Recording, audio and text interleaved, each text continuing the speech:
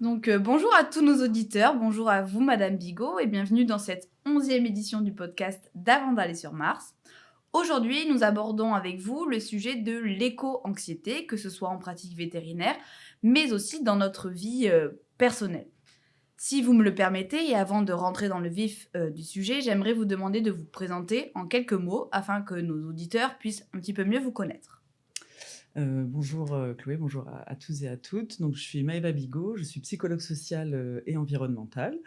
Donc, ça veut dire que je vais observer les gens dans différents environnements. Donc, ça peut être les transports, une cantine scolaire, une école vétérinaire, et regarder finalement comment les gens se comportent dans l'interaction avec l'environnement et qu'est-ce que ça produit en termes de développement psychique, de développement des relations. Et ça peut être important dans cette époque turbulente. Bien sûr, merci beaucoup. Vous l'aurez compris, aujourd'hui, nous accueillons Madame Bigot pour aborder un sujet qui, malheureusement, concerne la plupart d'entre nous. Je veux parler, bien évidemment, du sentiment d'éco-anxiété. Et donc, afin de clarifier un peu pour tous ce concept dont l'usage se démocratise de plus en plus, heu, est-ce que vous pourriez nous le définir et peut-être nous donner quelques exemples un peu plus concrets de situations d'éco-anxiété, au quotidien? Alors, donc l'éco-anxiété, ça a été, un terme qui a été proposé par Glenn, Albrecht, qui est un psychologue, australien et qui l'a défini comme une inquiétude, liée à un environnement changeant et incertain. Et il y a d'autres définitions qui mettent en avant que c'est une forme spécifique, d'anxiété liée au stress ou à la détresse causée par les changements environnementaux et à la connaissance que nous en avons. Et donc, les auteurs insistent souvent sur ce côté d'anticipation qui est plus tourné vers le futur, en fait. Et en complément, j'ai envie de vous parler de la solastalgie, qui est plus une détresse psychique du fait de la perte d'objets de réconfort. Hein, ça vient de solatium, qui veut dire réconfort, dont la nature, le vivant. Donc l'exemple classique pour la solastalgie, c'est vous avez l'habitude de vous baigner dans une rivière ou après une randonnée, etc. Et là, vous arrivez, la rivière est asséchée. Donc, vous sentez, vous perdez quelque chose, quoi. Ça ne vous appartient pas, mais vous sentez que vous avez perdu quelque chose qui était un objet de réconfort. Là où l'éco-anxiété, on est plus dans une anticipation de l'avenir, du futur, qui est incertain, avec voilà, tous ces changements très rapides qu'il y a aujourd'hui. D'accord, merci beaucoup pour ces explications. Et d'ailleurs, je pense que nous l'avons tous déjà un petit peu vécu. Il n'est pas rare d'ailleurs d'avoir, cette sorte de sentiment d'impuissance ou de Mmh. désespoir quand on se trouve dans des situations, qui nous confrontent aux enjeux écologiques et à toute leur immensité. Surtout, en l'occurrence, ici, dans notre métier vétérinaire, puisque nous sommes constamment confrontés à la pollution plastique, à l'utilisation de substances chimiques et polluantes. Et donc, je me demandais notamment pourquoi est-ce que nous avions, la plupart du temps, cette fâcheuse tendance à sombrer dans une sorte de désespoir un peu anxieux plutôt que de se rendre acteur et combatif dans cette Mmh. grande lutte qui pourtant semble être collective au final.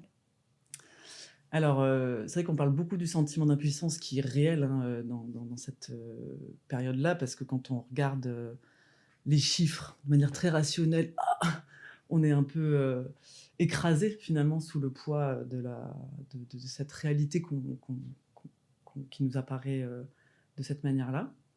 Et en même temps, quand on regarde les émotions qui sont liées au dérèglement climatique, il y a toute une palette en fait, d'émotions et il me semble que c'est beaucoup plus psychodynamique, que ça. C'est-à-dire qu'on est tout le temps en train d'osciller entre: «J'ai envie de, mais je me sens pas capable. Si je fais ça, de toute façon, quel impact ça va avoir?» et cetera, et cetera. Donc déjà, j'ai envie de, voilà, complexifier un petit peu ça. Mais donc effectivement, c'est cette façon de regarder, la hauteur, de la marche à gravir et se regarder petit, c'est cet écart où je pense qu'on ne voit pas bien quel chemin encore on peut prendre et qui peut nous écraser.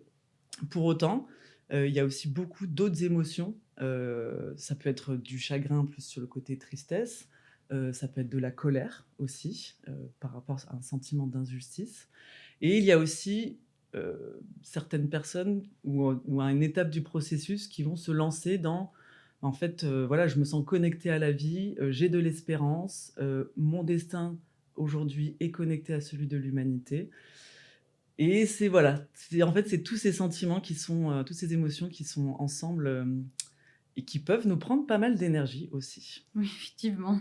Et justement, pour essayer peut-être d'aller un petit peu plus loin, est-ce que vous auriez des conseils ou plutôt des actions qu'on pourrait mettre en place, même dans notre quotidien, un exemple d'action, pour essayer justement de rejoindre un peu ces personnes qui arrivent à passer à l'action et à utiliser en fait cette éco-anxiété entre guillemets comme plutôt comme un levier d'action, que ce soit à l'échelle de la société, de notre vie personnelle, etc. Alors, je me dis, qu'il y a, enfin, moi, par exemple, je suis allée, tout simplement au forum des associations de mon village pour voir quelles associations il y avait sur, ces sujets-là. Et donc je dis ça parce que c'est l'association, mais je pense qu'il y a quelque chose de l'ordre de trouver un milieu qui nous permet, d'avancer, de trouver du sens et cetera. Et que c'est peut-être ça qui est le plus important et pas forcément tout de suite de vouloir, tout résoudre et que c'est peut-être ça aussi des fois heu, qui nous tend des pièges parce que, ben, on peut pas tout résoudre en fait, et qu'il y a une forme d'humilité, à avoir, là-dedans. Et peut-être qu'il y a une autre manière de voir les choses aussi, qui est de se dire: «Beh, comment j'ai envie que le monde autour de moi, soit beau, soit plus digne, soit plus cohérent avec mes valeurs?» Donc il y a une part de moi qui a envie de vous dire, d'un côté, peut-être qu'il faut arrêter de vouloir régler des problèmes. C'est un petit peu contre-intuitif, c'est pas facile et moi-même, je suis prise par ça. Et une autre qui est d'être en lien avec d'autres sans tout de suite être dans du projet, mais rien que d'être dans un milieu soutenant et de ensemble discuter de ce que ça nous fait et de ce qui est en train de se passer. C'est à mon avis, se reconnecter à quelque chose de politique en fait, plutôt que d'être seul, dans son coin. Très bien. Merci beaucoup. C'est d'ailleurs ce qu'on essaye de faire ici à l'école vétérinaire avec le cycle de conférences, essayer de rallier les gens aussi autour d'un projet commun. C'est peut-être, comme vous dites, ce qui va nous aider au final. En tout cas, merci beaucoup. C'était ma dernière question. Je vous remercie encore pour toutes ces réponses vraiment très riches. Merci d'ailleurs à tous nos auditeurs pour nous avoir écoutés et à très vite pour un nouveau podcast d'Avant d'aller sur Mars. Merci beaucoup.